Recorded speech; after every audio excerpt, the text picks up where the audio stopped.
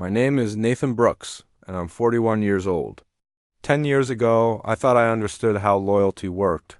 You put in the hours, you deliver results, you build something meaningful, and in return, you get security, respect, and a future. I was wrong about a lot of things back then. 10 years ago, I was hired as the Chief Financial Officer at Apex Manufacturing, a family-owned steel fabrication company in Pittsburgh that had been struggling since the 2008 recession. The company was bleeding money, losing contracts to overseas competitors, and on the verge of bankruptcy when Thomas Apex, the founder's son, brought me in to save the family business. Nathan, Thomas had said during my interview, I need someone who can see opportunities where others see problems.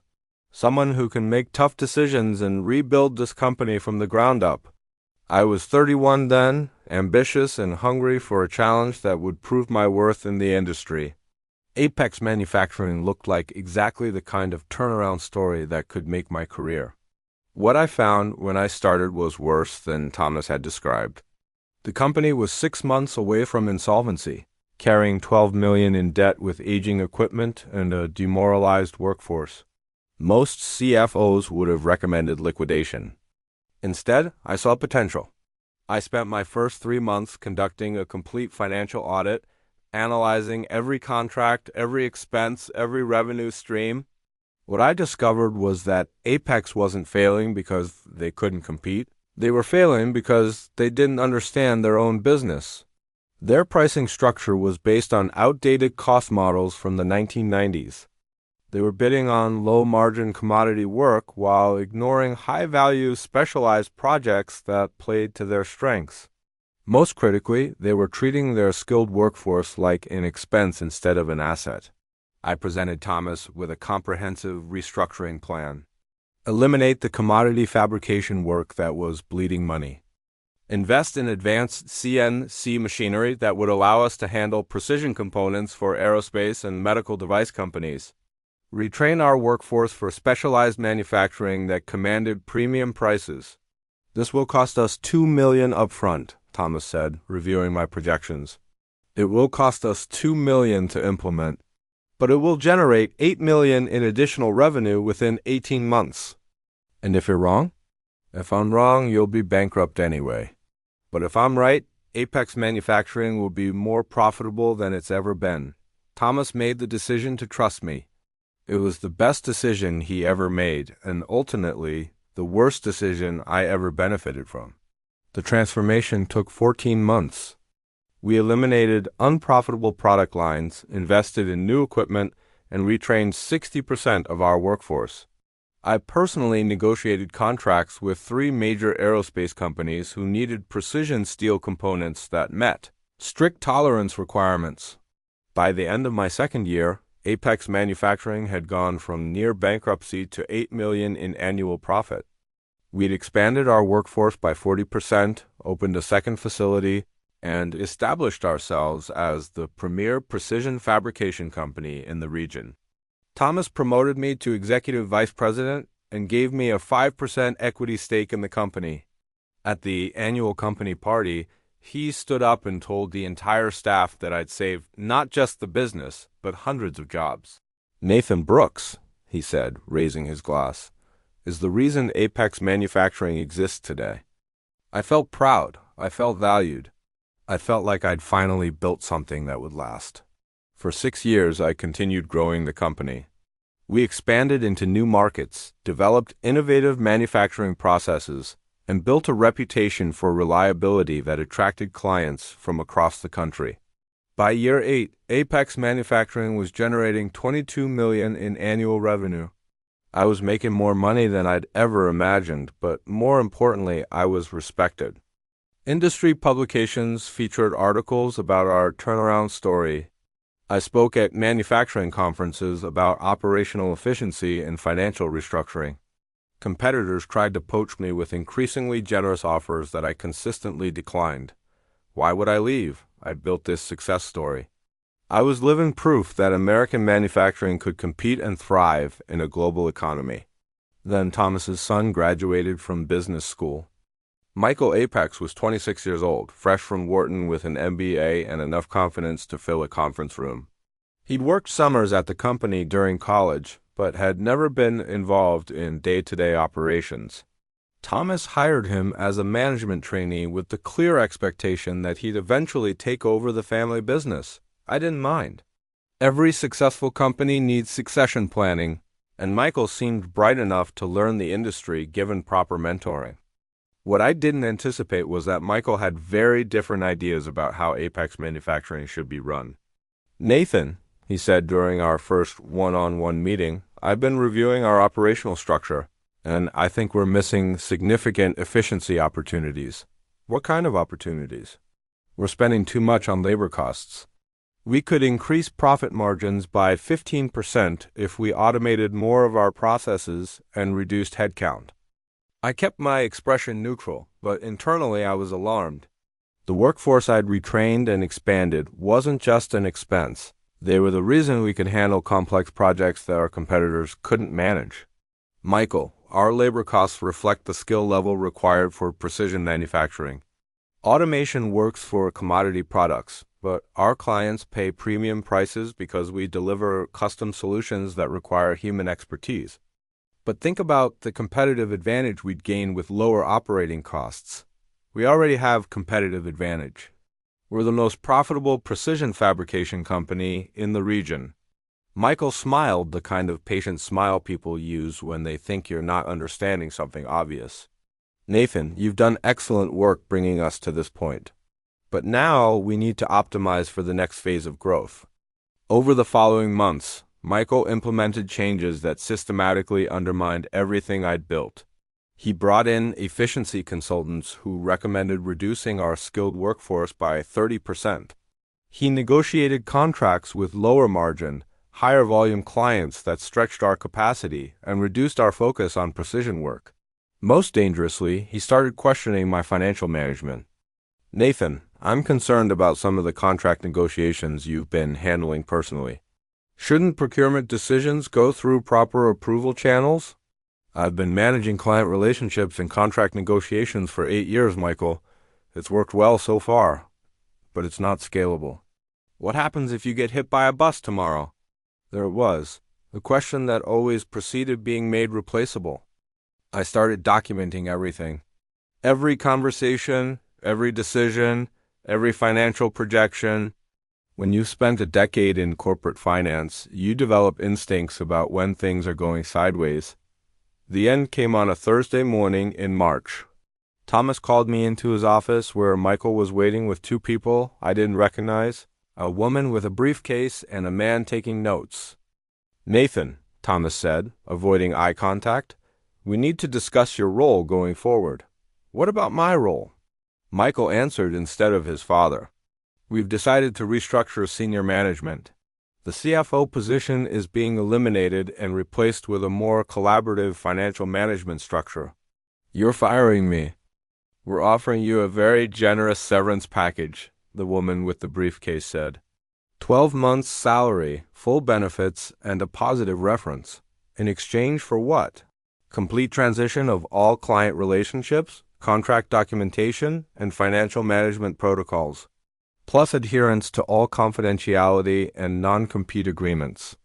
I looked at Thomas, the man who'd hired me to save his company, who'd credited me with its success, who'd told his employees that I was the reason they still had jobs.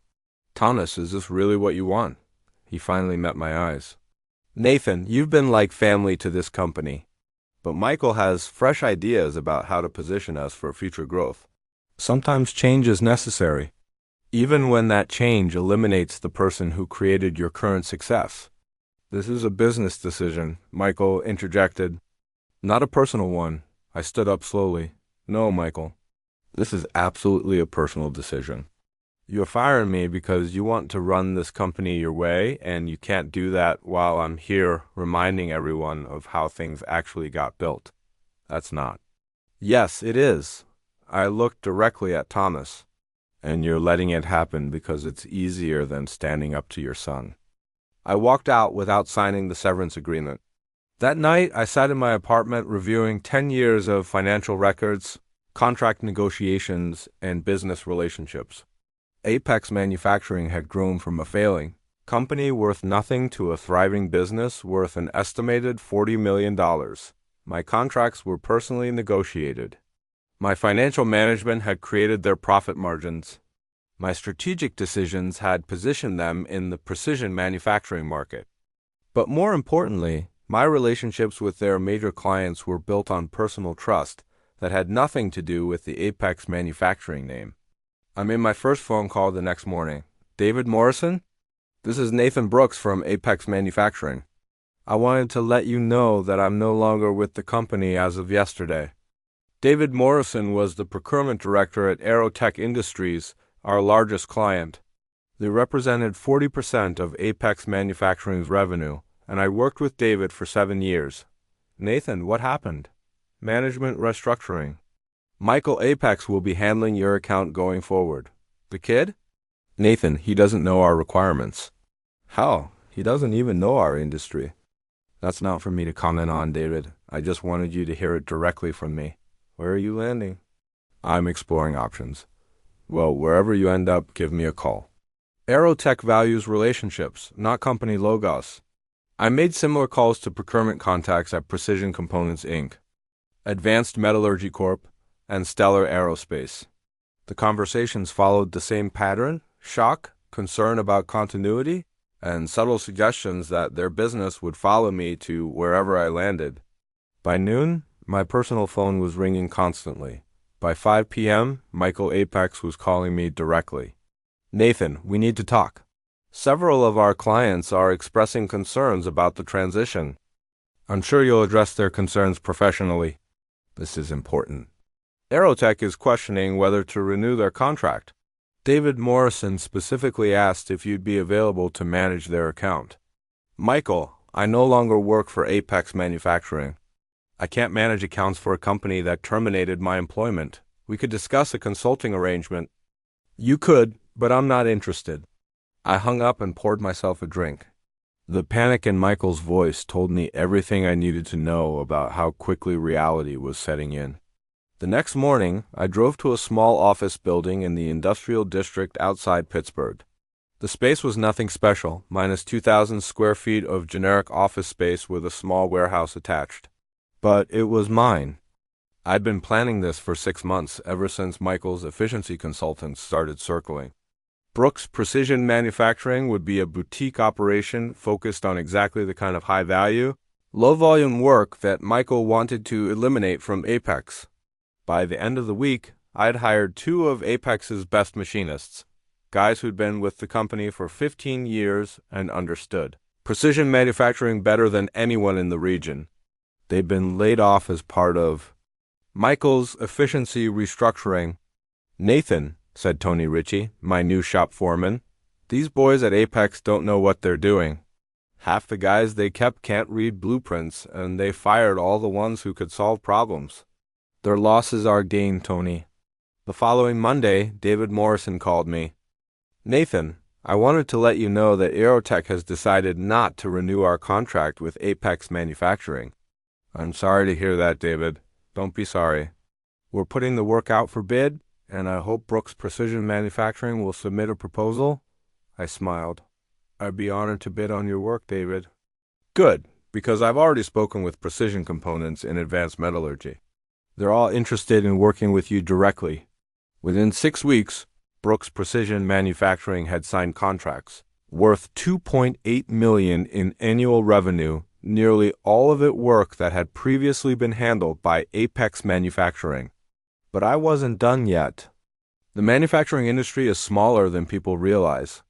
Word travels fast when a company loses major clients, especially when those clients all switch to the same competitor.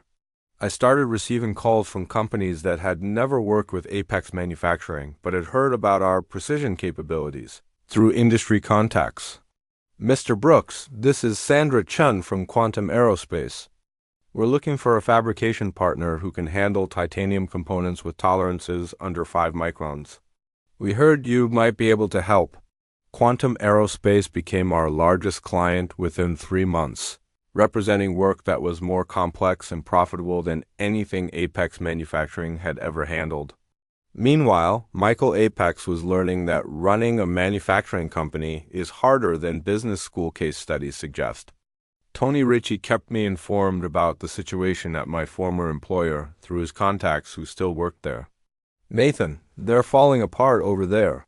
Michael brought in some consultants to improve efficiency, but they don't understand the manufacturing process. Yesterday, they scrapped an entire production run because nobody knew how to calibrate the new CNC machines." "What about their client relationships?" "What relationships? Half their clients have already left, and the ones who stayed are complaining about quality control. Word is they might lose the Davidson Industries contract next month." Davidson Industries had been with Apex Manufacturing for 12 years. Losing them would eliminate another $1.2 million in annual revenue. 6 months after leaving Apex, I received a call that made my day. "Nathan, this is Thomas Apex. Could we meet for coffee?" "Of course, Thomas. Is everything all right?" We met at a diner near the Apex Manufacturing facility where I'd spent 10 years of my life. Thomas looked like he'd aged a decade in 6 months. "Nathan, I made a mistake." "A big one." "What kind of mistake?" "I let Michael convince me that modernizing our operations meant eliminating experienced people. I let him restructure the company around cost-cutting instead of value creation." I sipped my coffee and waited for him to continue. "We've lost 60% of our client base. Our profit margins have collapsed. The bank is questioning our loan covenants." "I'm sorry to hear that, Thomas. I want to make you an offer. Come back as CEO, full control of operations, significant equity stake, and the authority to rebuild the company the way you think it should be run." I set down my coffee cup and looked directly at him. "Thomas, 10 years ago you hired me to save your company. I did that. I rebuilt Apex Manufacturing from bankruptcy into a profitable operation worth $40 million. You did, and I made a mistake letting you go." "No, Thomas. You made a mistake letting your son destroy what we built together. There's a difference." "Nathan, please. The company is in serious trouble. We need your expertise.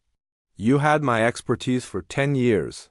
You chose to eliminate it in favor of efficiency consultants and cost-cutting measures. We can fix this. We can rebuild." I stood up and left money on the table for my coffee. "Thomas, I am rebuilding. Just not with you." Brooks Precision Manufacturing continued growing. By the end of my first year, we had 22 employees and were handling projects across 6 states. The profit margins were better than anything I'd achieved at Apex Manufacturing, because we focused exclusively on high-value work. But the real satisfaction came 18 months later when I received a call from a bankruptcy attorney. "Mr. Brooks, this is Jennifer Walsh from Morrison & Associates. I'm handling the liquidation of Apex Manufacturing's assets. I understand you might be interested in purchasing some of their equipment." Apex Manufacturing was being auctioned. Thomas had lost the family business that his father had built and that I had saved. The auction was held on a cold Tuesday morning in the same facility where I'd spent 10 years rebuilding their operations.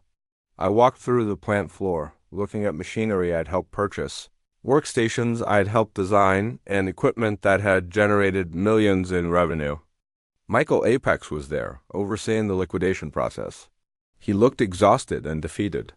"Nathan," he said when he saw me, "I didn't expect to see you here. I'm interested in some of the CNC equipment. The Haas machines? Those are probably going to bring top dollar." "They should.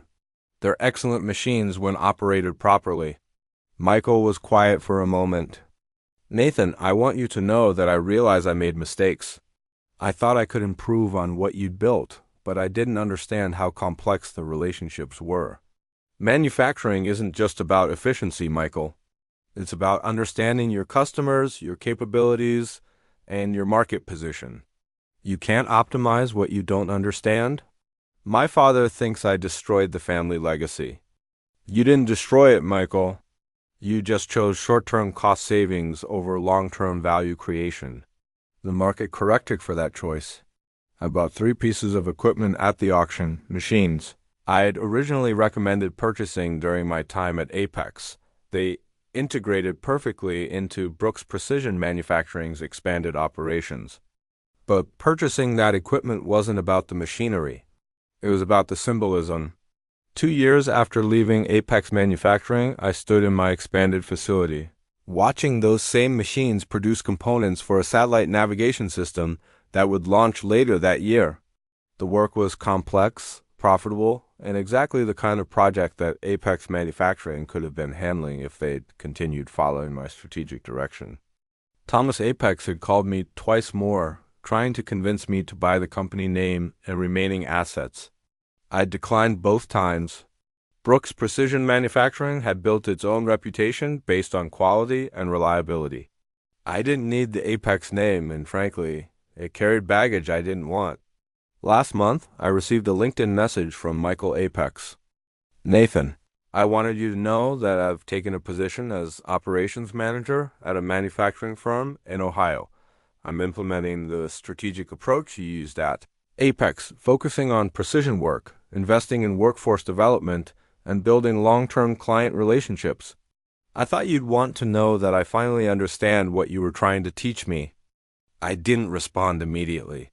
I spent the day thinking about forgiveness, about lessons learned, and about the difference between justice and revenge. That evening, I wrote back, Michael, I'm glad to hear you're applying those principles successfully. Manufacturing is a challenging industry, but it rewards companies that understand the fundamentals of value creation. I wish you success in your new role. It was a professional response, but it was also genuine. Michael Apex had learned from his mistakes, even if that education had cost his family their business. But the most satisfying validation came last week. I was reviewing quarterly financials when my assistant knocked on my door. Nathan, there's a Thomas Apex here to see you. He says he doesn't have an appointment, but was hoping you might have a few minutes. I hadn't seen Thomas in over a year. When he walked into my office, I was struck by how much smaller he seemed. Not physically, but in presence.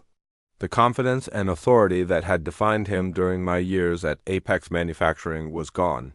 Nathan, thank you for seeing me. Of course, Thomas. How are you doing? I'm managing.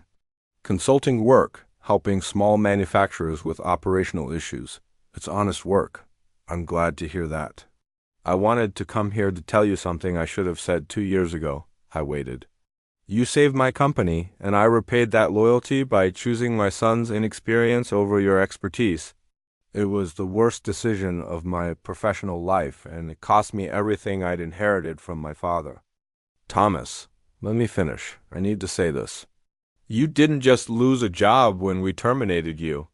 You lost 10 years of building something you believed in. But look what you've done with that loss. He gestured around my office toward the manufacturing floor visible through the windows. You've built something better. Something that proves you were always more valuable than we understood. I stood up and walked over to the window, looking down at the factory floor where 28 skilled employees were producing components for some of the most advanced technology companies in America. Thomas, I appreciate you coming here. I appreciate the apology. But I need you to understand something. What's that? I didn't build Brooks Precision Manufacturing to prove anything to you or Michael. I built it because I finally understood that my value wasn't dependent on being appreciated by people who didn't understand what I contributed. I understand that now. Do you? Because the lesson isn't just about recognizing talent. It's about understanding that when you sacrifice long-term value for short-term convenience, the market will eventually make you pay the difference. Thomas nodded slowly. I've learned that lesson the expensive way. Most people do. After he left, I returned to my desk and opened the folder containing our latest contract proposals. Brooks Precision Manufacturing was bidding on a project to produce components for a new generation of electric vehicle batteries. If we won the contract, it would represent our largest single client and establish us as a leader in sustainable manufacturing technology. The irony wasn't lost on me. 10 years ago, I'd rebuilt a failing company by focusing on precision, quality, and client relationships. Now I was building my own company using exactly the same principles. The difference was that this time no one could fire me for being too successful. My phone buzzed with a text from David Morrison at Aerotech Industries. Nathan, just wanted to let you know we're recommending Brooks Precision for the quantum project. Your bid was excellent, and your track record speaks for itself. I smiled and put the phone back in my desk drawer. Some people spend their careers trying to prove their worth to companies that will never fully appreciate their contributions. Others learn to build something that demonstrates their value in ways that can't be questioned or eliminated. The difference between those two approaches is the difference between hoping for recognition and commanding respect. I'd spent 10 years hoping. Now I was commanding, and that I realized was the sweetest revenge of all. Not destroying the people who'd wronged me. They'd done that to themselves through their own poor decisions. Not proving that I was right, the market had already done that by rewarding my approach and punishing theirs. The sweetest revenge was building something so successful that everyone could see what they'd given up, and knowing they could never get it back. Thomas Apex lost a $40 million company because he chose family loyalty over business wisdom. Michael Apex learned about manufacturing by destroying what someone else had built instead of creating something new. And me? I learned that sometimes the best thing that can happen to you is being forced to discover what you're really worth when you're not constrained by other people's limitations.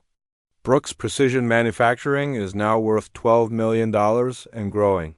We employ 38 people, serve clients in 12 states, and have a reputation for excellence that took years to build but will last decades. Every morning when I walk into my office, I see those CNC machines I bought at the Apex auction, machines that now produce components for satellites, medical devices, and clean energy systems instead of commodity steel products. They remind me that sometimes the most satisfying victories are the ones where you don't have to defeat anyone. You just have to build something better and let everyone else see the difference. The numbers, as they say, don't lie. And mine tell a story of loyalty betrayed, lessons learned, and success that speaks for itself.